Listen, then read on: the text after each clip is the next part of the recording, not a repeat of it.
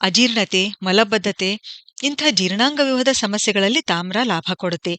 ಜಠರದ ಒಳಗೋಡೆಯಲ್ಲಿ ಉಂಟಾಗ್ತಕ್ಕಂಥ inflammation, ಉರಿಯೂತ ಅದನ್ನು ಕಡಿಮೆ ಮಾಡುತ್ತೆ. ಸ್ಟಮಕ್ ಅಲ್ಸರ್ನಲ್ಲಿ ಲಾಭ ಕೊಡುತ್ತೆ.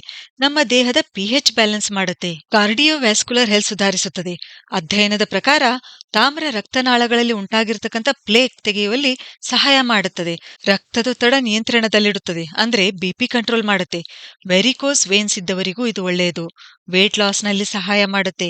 ನಮ್ಮ ಥೈರಾಯ್ಡ್ ಗ್ರಂಥಿ ಸರಿಯಾಗಿ ಕೆಲಸ ಮಾಡಬೇಕು ಅಂದ್ರೆ ತಾಮ್ರ ಬೇಕು. ನಮ್ಮ ದೇಹದ ಕನೆಕ್ಟಿವ್ ಟಿಶ್ಯೂ ಅಂದ್ರೆ ಸಂಯೋಜಕ ಅಂಗಾಂಶ ತಯಾರಾಗಲು ಇದು ಬೇಕು.